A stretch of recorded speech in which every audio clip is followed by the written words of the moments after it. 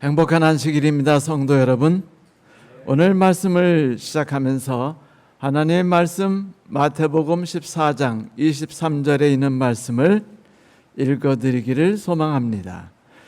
무리를 헤쳐 보내신 뒤에 예수께서는 따로 기도하시려고 산에 올라가셨다.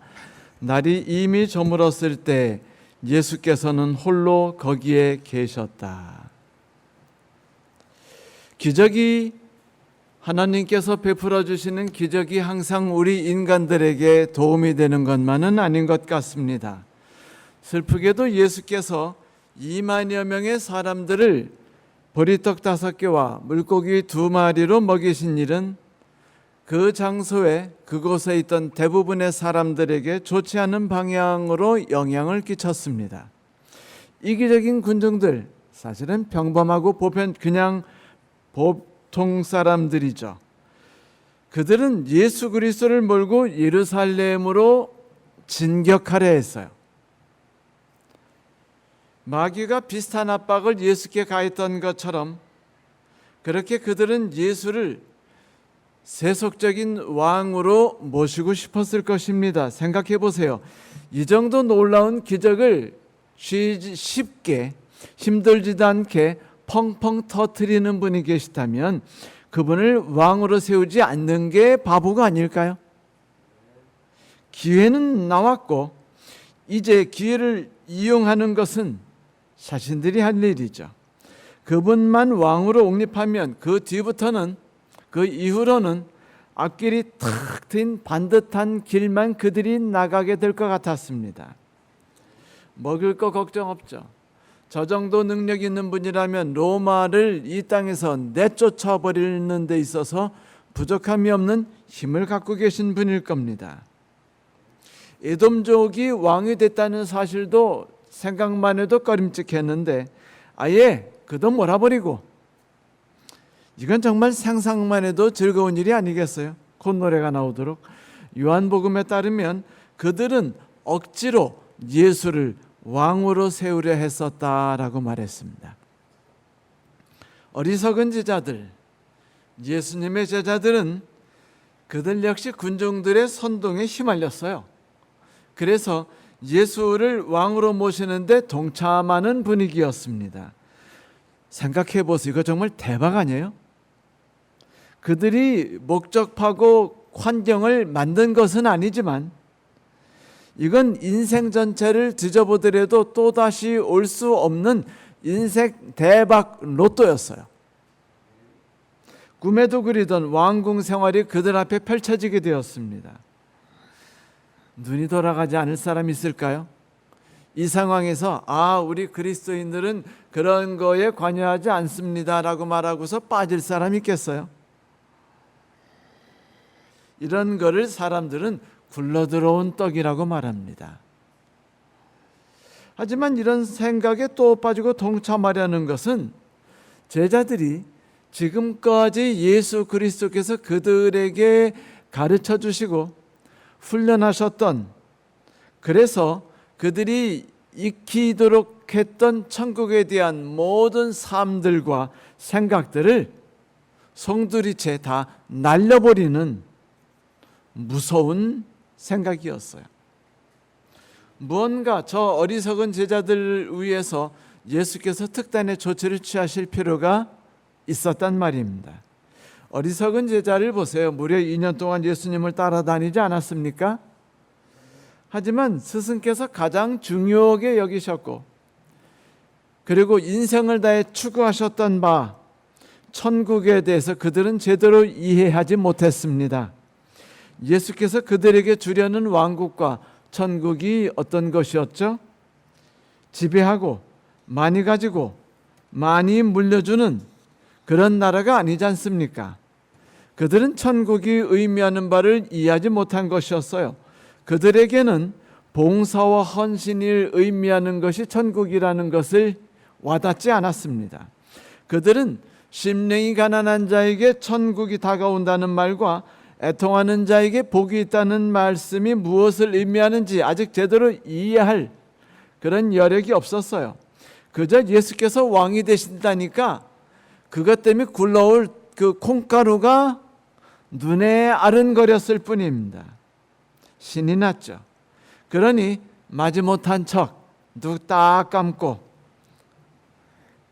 있기만 하면 내일이면 예수께서 그 필립이든지 아니든지 어떤 왕이든지 간에 그들을 몰아내고 왕이 되실 수도 있는 거 아니, 분봉왕들 3명을 완전히 몰아내고 로마 총독도 몰아낼 수 있는 대단한 일이 터질 수 있는 것이에요. 이렇게 되면 원하는 대로 막강한 힘을 휘두를 수 있어요. 웬만한 어려움 정도는 다 막아낼 수 있는 권력을 가질 수 있습니다. 부는 공짜로 저절로 굴러 들어와요. 성도 여러분, 이렇게 되면 예수께서 가르쳐 주셨던 천국, 하나님이 영원히 함께 하시고 지배하시는 천국이 그들을 찾아오지 않고 영원한 비극이 그들을 찾아오게 될 뿐이었습니다. 결국 예수께서는 이 문제를 해결하셔야만 했어요. 단순히 백성들을 향해서만이 아니에요. 백성들에 대해서는 요한복음에 나오듯이 그 다음 날 갈등이 터지고 백성들이 예수님을 다 떠나는 것이 이미 결정된 사실입니다. 그렇다면 예수께서 하실 일은 제자였어요. 제자들에 대한 예수님의 행동이었죠. 예수는 서둘러 제자를 내몰아서 바다 건너편에 육지로 보내려 하셨습니다. 그리고 백성들을 설득해서 각기 집으로 가도록 몰아내셨어요. 만일 우리 중 그때 누군가 예수 그리스도의 결연한 표정을 보았다면 아마 예수님의 표정이 평상시 같지 않고 심각하게 굳어 있었다는 것을 느낄 수 있었을 것이에요. 그날 어수선했던 일을 다 정리하신 예수께서는요, 마태에 의하면 홀로 산으로 올라가서 기도를 하기 시작하셨습니다. 그곳에서 밤이 늦도록 새벽까지 기도하셨죠. 새벽까지는 아니겠네요. 밤이 늦도록. 그렇다면 왜 예수께서 그날 낯선 땅에서 혼자 산으로 올라가서 기도를 하셨던 걸까요? 무엇이 그분으로 하여금 기도하도록 내몰았겠습니까? 마태는 왜 그분이 그 순간에 기도하러 산에 올라가셨다고 특별히 기록을 했을까요? 내용의 흐름상으로 볼 때 우리는 예수께서 제자들을 위한 무언가 특별한 상담을 하기 위해서 하나님과 면담하시는 중이었을 것이라고 생각합니다. 물론 하나님께 대한 제자들의 신앙은 그렇게까지 흔들릴 정도의 상황은 아니었어요. 하지만 그들은 여전히 이기적이었어요. 그들은 여전히 자기들의 힘으로 움직여 나가려고 했고 여전히 세속적이었습니다. 바뀌는 것이 있다 하지만 성장이 있는 건지 없는 건지 잘 나타내 두드러지게 보이지도 않았어요. 신앙적으로 근본적인 변화가 나타나지 않고 있었죠. 예수께서 이 제자들을 교육은 해야겠는데 하나님의 지혜가 필요했습니다. 그래요. 진심으로 말하는데 예수님의 제자들은요, 특별한 훈련이 필요했습니다. 행사와 행사를 통해서 하나님을 간접적으로 배우는 것만으로 충분하지 않았습니다. 그러니 예수께서는 그들과 예수님 사이에서 그들만이 가져야 할 특별한 훈련들과 교육들을 생각하지 않을 수 없었던 것이었죠. 제자들이 스스로 자신들의 현 상황들과 처지들을 이해하고 예수와의 관계를 올바로 맺고 있는지에 대해서 생각할 수 있는 특별한 장소와 특별한 시간들이 그들에게 베풀어져야만 했어요. 그래서 하나님과 예수께서는 기도를 통해서 만나신 것입니다. 이제 다음에 계속되는 이야기를 함께 들어보셔요. 예수께서 하나님과 면담의 시간을 가지시는 동안에 드디어 바다 위에선 때 아닌 소동이 일어났습니다. 갈릴리 바다는 사해와 비슷해요. 그래서 이 호수 표면이 그 바다 표면보다 200m나 낮은 곳에 있습니다. 여러분, 네덜란드가 바다 표면보다 낮죠. 그래서 꽤 어렵죠. 그런데 사해와 요단강과 갈릴리 바다 역시 해저 200m 가량에서 흘러내려가고 있는 곳이에요. 아주 골짜기를 따라서 쫙 내려오는 그런 곳이죠. 양쪽이 다 높은 고원지대처럼 되어 있으니까요. 그런데 그 바로 위쪽에 북쪽에 헬몬산이 꽤 높은 산이 있습니다. 이 헬몬산이 워낙 높고 크기 때문에 거기서 강한 그 기압이 찬바람이 흘러내려오기 시작하면 요단강을 향해 쫙 쏟아져 내려오다가 이것이 갈릴리 바다에 내려오면 폭풍이 되는 거예요. 그런데 이런 일이 꽤 잦았습니다. 그런데 6월절이 다가오기 직전 어느 4월, 아마 어느 분들은 보름달이 떴을 때라고 생각하고 있어요. 학자들은 보름달이 떴을 때 제자들이 배를 젓고 나가는데 평상시 같으면 저까지 거 그냥 근육 몇 번 씩씩거리면은 충분히 도착할 수 있는 한두 시간 거리밖에 안 되는 그런 거리였는데 보이거든요. 건너편이. 그날은 거센 맞바람 때문에 그리고 험한 파도 때문에 죽도록 노력해서 그 돛을 만지고 노를 젓고 아무리 애쓴다 할지라도 배가 앞으로 나가질 않는 것이었습니다. 사력을 다했지만 배는 나가지 않고, 그리고 배는 오히려 뒤집힐 지경에 빠지게 되었죠. 거센 바람이 배전을 두들기고 파도가 두들기고 배는 뒤집힐 것처럼 그들에게 긴장과 공포를 줄 때 그들이 느꼈던 그 고통과 불안과 힘든 것이 얼마나 대단했겠습니까? 성도 여러분, 제자들이 그렇게 건너편 육지로 건너가려고 사력을 다해서 노를 젓는 동안 거센 파도와 그리고 바람과 목숨을 내걸고 싸우는 동안 예수께서 무엇을 하고 계셨을까요? 마태는 말했습니다. 기도하고 계셨다. 그래요. 예수께서는 그 시간에 기도하고 계셨습니다. 제자들의 믿음의 성장을 위해서 하나님께서 그들의 신앙이 자라날 수 있는 특별한 기회를 만들어 주십사 하고, 그래서 이번 기회에 그들이 천국의 정신을 깨닫고 몸으로 체득하기를 기도했습니다.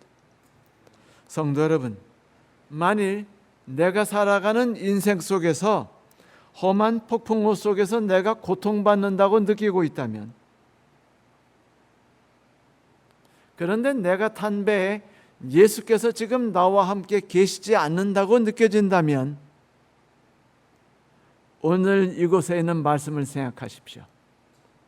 예수께서는 우리와 상관없이 아무 데에서나 계셨던 것이 아니라 지금 우리를 위해서 하나님과 긴밀한 면담을 하고 계셨습니다. 우리를 위해 기도하시는 때예요.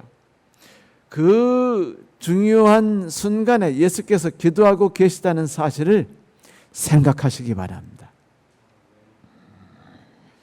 하나님께서는 지금 우리를 위해서 무언가 하시느라고 바쁘시다는 것도 역시 인정하십시오.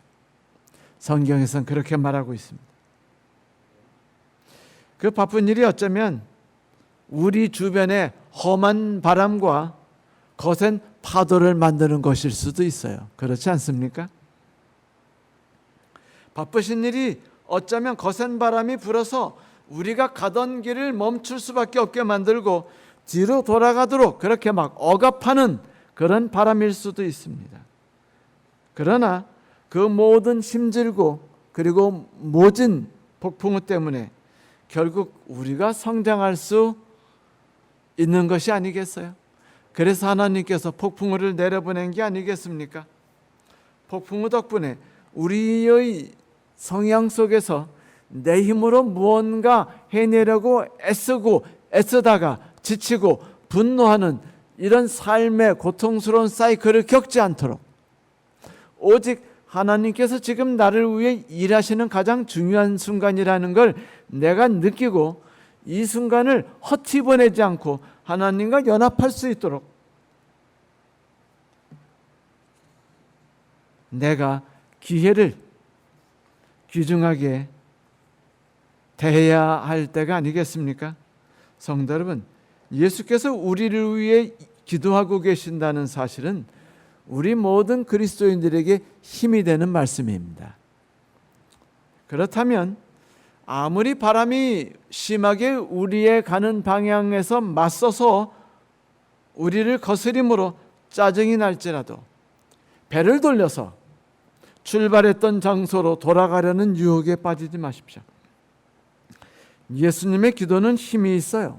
누가복음 22장 32절에 이런 말씀이 있어요. 그러나 내가 너를 위하여 네 믿음이 떨어지지 않도록 기도하였으니. 하나님의 기도는 항상 우리의 영혼을 위한 기도이죠. 얼마나 용기를 주는 말씀입니까? 예수께서 나를 위해 기도하고 계신다는 말씀입니다. 또한 우리가 믿음의 승리를 할 수 있도록, 쓰러지더라도 다시 일어날 수 있도록 그분께서 하나님과 씨름하고 계신다는 사실이 우리에게 얼마나 고무적인 말인가요? 이제 우리도 주와 연합할 필요가 있어요. 영적인 눈을 열어야 합니다. 예수께서 지금 나를 위해 홀로 기도의 장소에 들어가셔서 하나님과 맞서서 도움을 간구하시고 마귀와 맞서 싸우시는 모습을 볼 수 있어야 돼요. 랄프 알도 에머슨은 슬픔은 우리로 하여금 뒤를 돌아보게 하고 근심은 주위를 돌아보게 한다. 그러나 믿음은 우리로 하여금 위를 바라보게 한다라고 말한 바가 있는데 참 제 마음에 꼭 드는 명언 같아요. 성도 여러분, 주께서 우리를 위해 일하고 계시는 바로 이 귀중한 순간에 위로와 용기와 힘을 얻기를 바라세요. 슬픔이 우리의 삶에서 바람에 날아가는 그런 겨처럼 날아가기를 소망하십니까? 그렇다면 뒤를 보지 마시고 주위를 바라보지 마세요. 못생긴 남편밖에 없어요. 마음에 안 드는 가족밖에 없고, 그리고 지겨운 교인과 친구들밖에 안 보입니다. 오직 위만 바라보세요. 거기에서 우리는 우리를 위해 기도하시는 예수를 바라볼 수 있습니다. 여러분, 그분은 지금 우리를 위해 기도하시고 또 일하고 계십니다. 드디어 제자들이 더 이상은 견디기 힘든 지경에 왔어요. 이것은 사실입니다. 그런데 그들의 생각은 어땠을까요? 아니에요. 죽을 고비를 쉴 새 없이 끊임없이 넘겼어요. 그들은 절망의 시기가 끝없이 지나가는데 계속해서 그들을 찾아와요. 이미 그들은요, 넘어설 것을 넘어서 버린 것 같은 기분이 듭니다. 정말로 그들의 힘으로 어떤 것을 다 해봤으나 어떤 것도 할 수 없다는 것이 분노스러워요. 상심하게 됩니다. 하나님을 탓하고 싶고 환경을 탓하게 됩니다. 그건 나 자신에 대해서 분노하게 되죠. 그렇게 절망적인 상황에 빠진 그들에게 누군가의 도움이 가장 요구될 때, 성도 여러분, 마태는 이렇게 기록했어요. 예수께서 그들에게 가까이 다가오셨다. 그렇습니다. 도움이 필요한 것에 예수께서 그들의 곁에 계셨어요. 물론 예수께서 제자들을 도울 많은 시간의 준비를 마치고 오신 것이지, 그냥 갑자기 119 전화 받은 다음에 하나님 도와주세요 그러니까 그래? 기다려, 내가 당장 내려가 막 그러다가 옷도 제대로 챙겨 입지 못한 채 뛰어내려가는 게 아니에요. 예수께서 그 환경을 이미 만드신 것이기 때문에, 그것을 위해 하나님과 깊이 기도하고 계셨기 때문에 지금 만반의 준비를 갖추고 그들 옆에 다가오신 것이었어요. 예수께서는 제자들을 신앙 안에서 하나님께 이끌 수 있는 완벽한 준비를 갖추고 그들에게 다가오신 것이었습니다. 그러나 우리가 잊지 말아야 할 것은 어떤 목적이 예수께 있을지 모를지라도 도움이 우리에게 필요할 때 예수께서 우리 곁에 계셨다는 것은 분명한 사실이라는 거예요. 새벽 3시였어요. 달이 가장 높이 떠 있을 때였을 것입니다. 바다를 걸어서 그들에게 가셨다라는 말씀을 보면은 예수께서 많이 지체하셨다는 걸 볼 수 있어요. 예수께서 그들에게 떡을 주셨죠. 다 먹었으니까 몇 시쯤 됐을까요? 한 6, 7시. 그들을 서둘러 떠내보내셨어요. 8시, 아무리 늦어도 밤 8시. 자, 달은 떴고 제자들은 달이 떴으니까 배를 타고 건너편으로 갈 수 있었어요. 요즘 같으면 하도 그 전등불을 켜니까 건너편이 훤하게 보이지만 옛날에는 잘 안 보여요. 별밖에 보이지 않습니다. 달하고. 근데 그들이 건너갈 수 있었던 것은 별과 달이 있었기 때문이에요.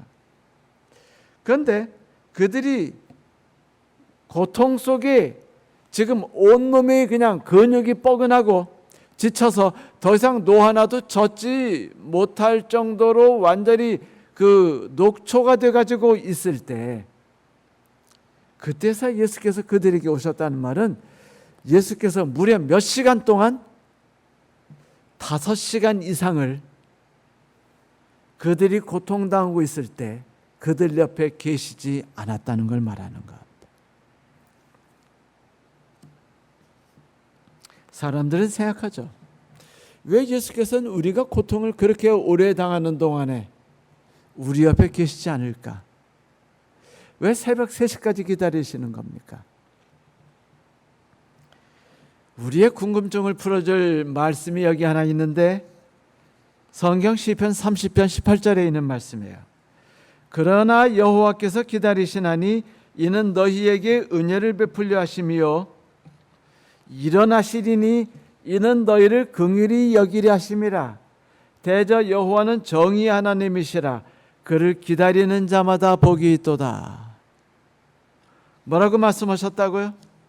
참 너무 멋진 말인데, 하나님께 감사를 드리고 싶은 말씀인데 여기서 성도들에게 말해요.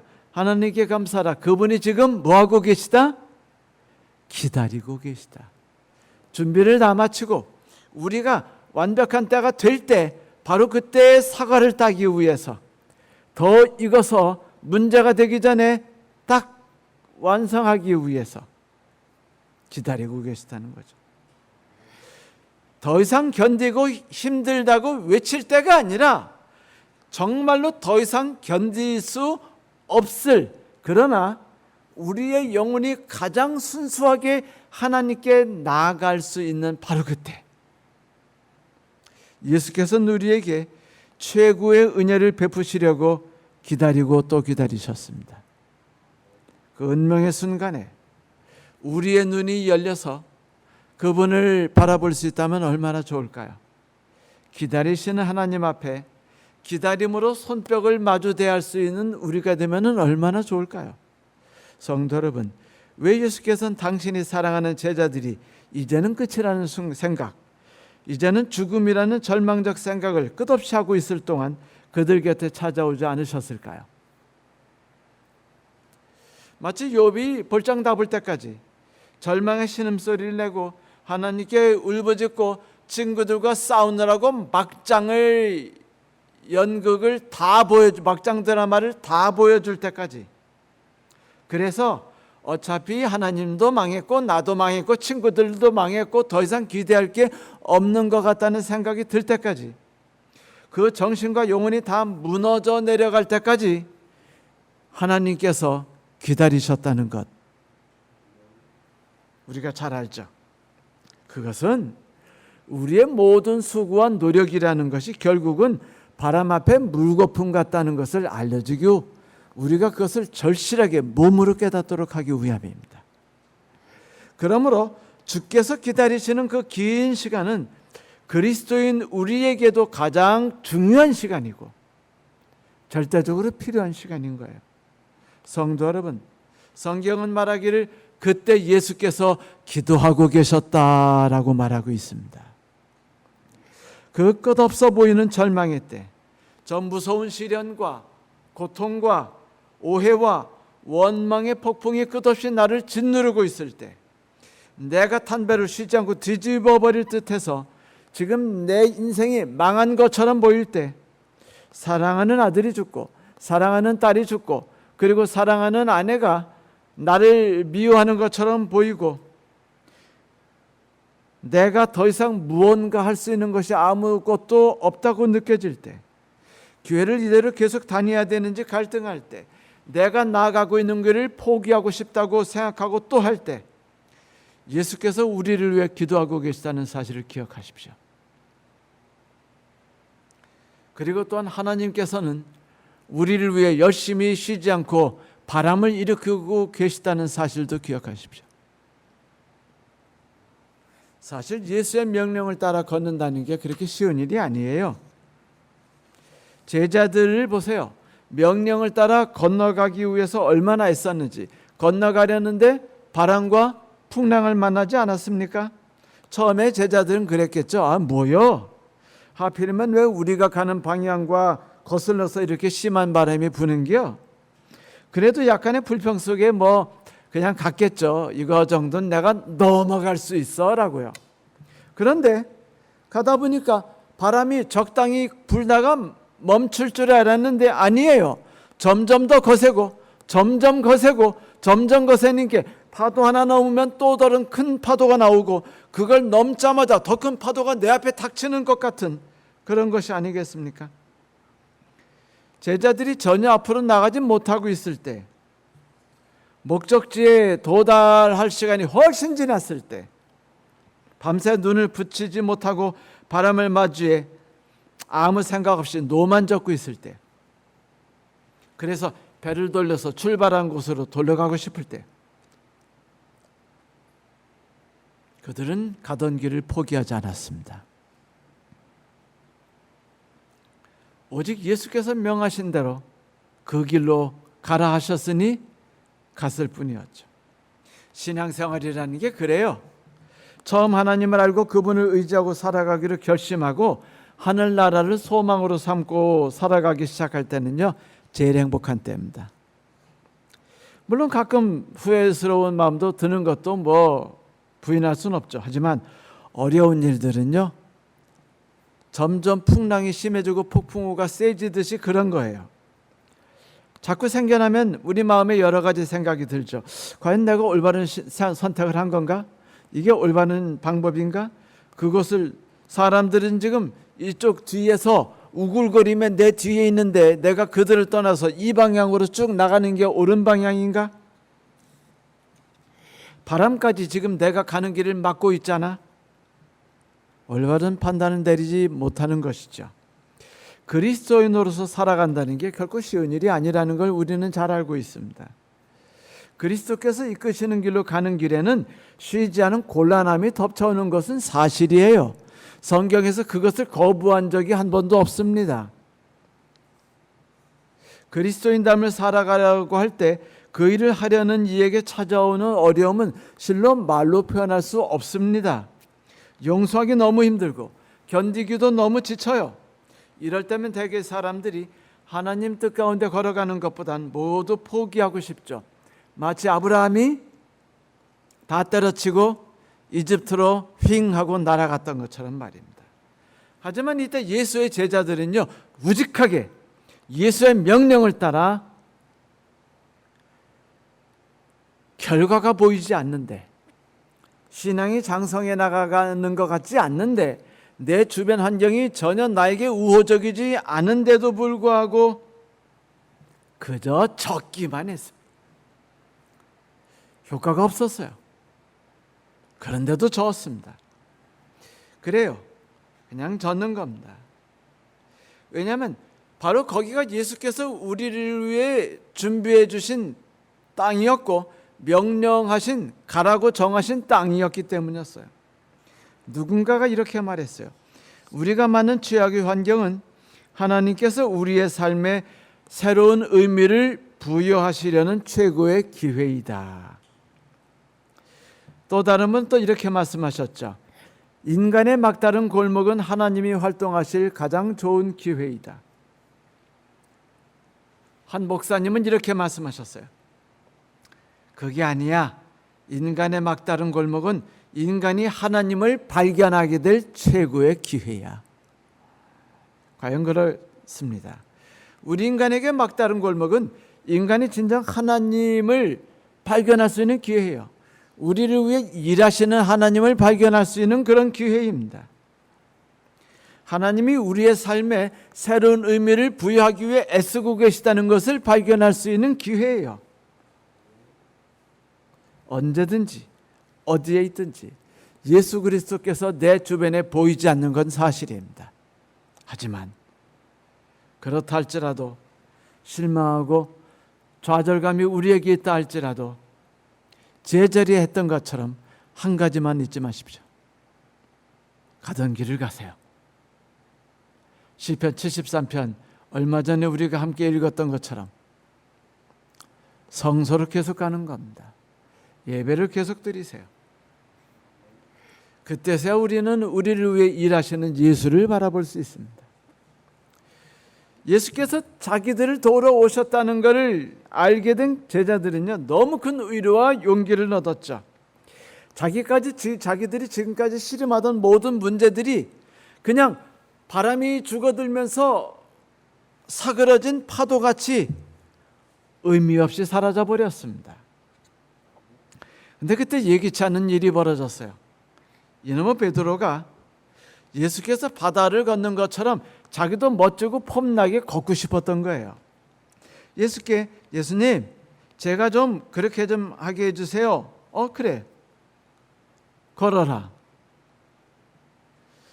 베드로가 바다 위를 걷겠다고 예수님께 요청드린 요구는요, 자기본위적인 것이에요. 자기중심적인 것이었죠. 그런데 성도 여러분, 더 중요한 건 뭐냐면 예수께서 그 기도에 응답하셨다는 겁니다. 우리의 기도가 이기적인데도 불구하고 응답해 주셨어요. 우리는 기도가 응답됐다고 믿었죠.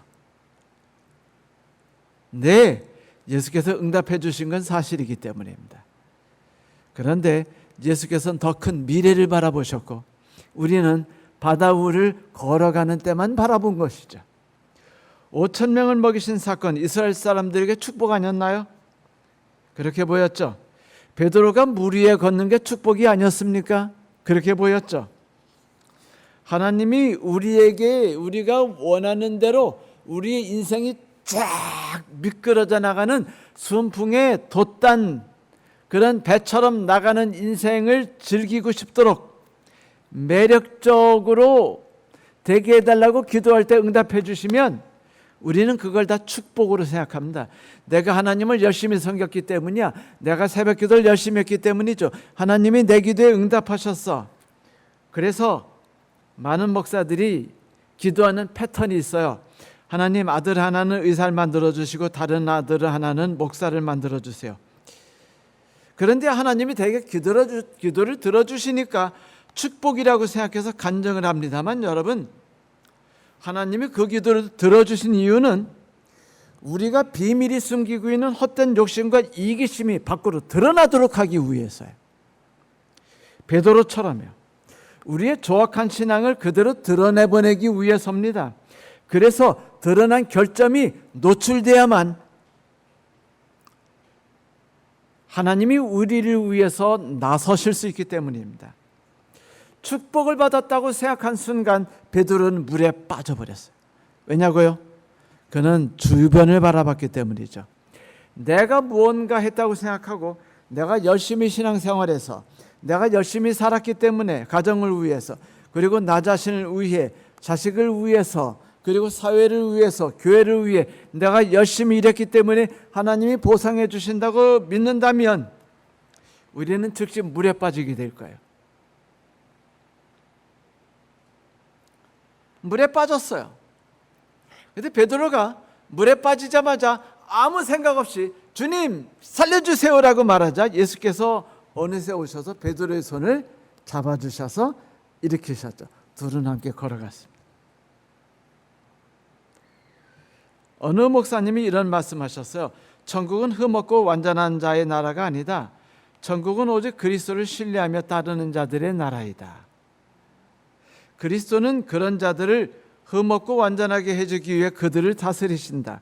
그리스도께서는 자신을 믿고 신뢰하는 자들을 완전하게 해주기 위해 인내로서 그들을 인도하시고 기다리시고 그들 곁에 멈춰 서 계시며 때때로는 급하게 그들을 이끌고자 노력하기도 하신다.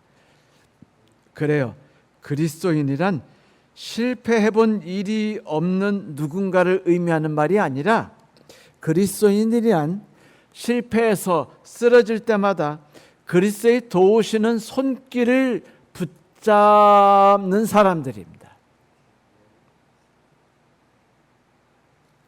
자기를 붙잡는 그리스도의 손을 바라보는 사람들을 그리스도인이라고 부르는 거예요.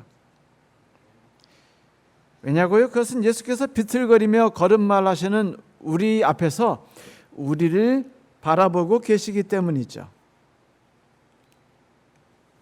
성도 여러분,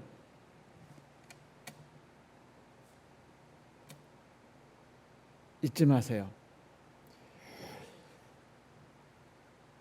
예수 그리스도께서는 바다 위를 걷고 있는 우리를 바라보고 계십니다.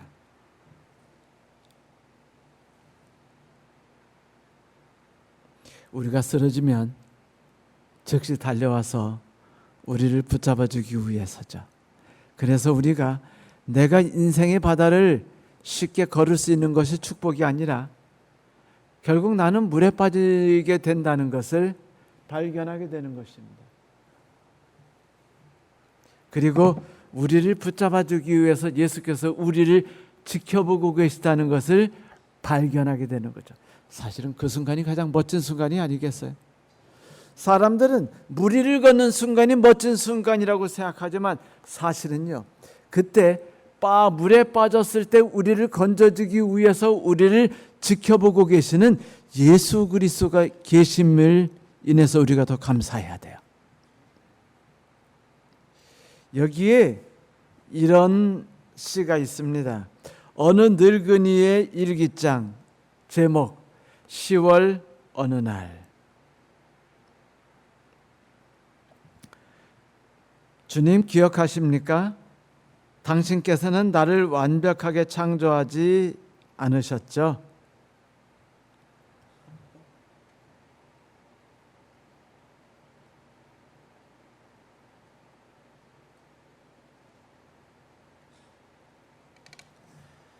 만일 그러하셨다면 나는 꽤나 오래전에 잊혀진 바 되었을 테니까요.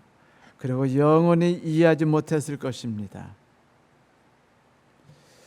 겸허히 생각합니다. 최소한 그것은 생짜배기였고 이런 고뇌가 필요했던 그렇게 거칠게 흠이 나 있는 선함이었죠. 이 죄악, 이 모든 종류의 격렬하고 무리한 해악들을 깎아내어 모양을 만들기 위해 그리고 살아 숨쉬며 자라게 하려고 당신께서는 지금 나를 만들고 계십니다. 오 주여, 주께 감사드립니다. 당신께서 해오셨던 것들과 하고 계신 일들, 당신께서는 잘 알고 계십니다. 그래서 저는 당신을 도우려 합니다. 불 가운데서 온유하게 나는 가만히 불타고 있으렵니다. 도공이신 당신의 물레 위에서 견디며 돌아가고 있겠습니다. 비록 내 삶이 당혹스럽게 돌아가야만 할지라도 당신이 베푸는 그 은혜는 내 비통함이 소멸되기에 충분할 것입니다. 비참한 연약함을 통해서 힘이 자라나 완벽하게 될 것입니다. 어느 늙은이의 일기장 10월 어느 날이라는 제목으로 조지 맥도날드라는 분이 쓰신 시이죠. 이분의 시가 우리의 삶의 매일의 간증이 되기를 간절히 소망합니다. 말씀 마치겠습니다.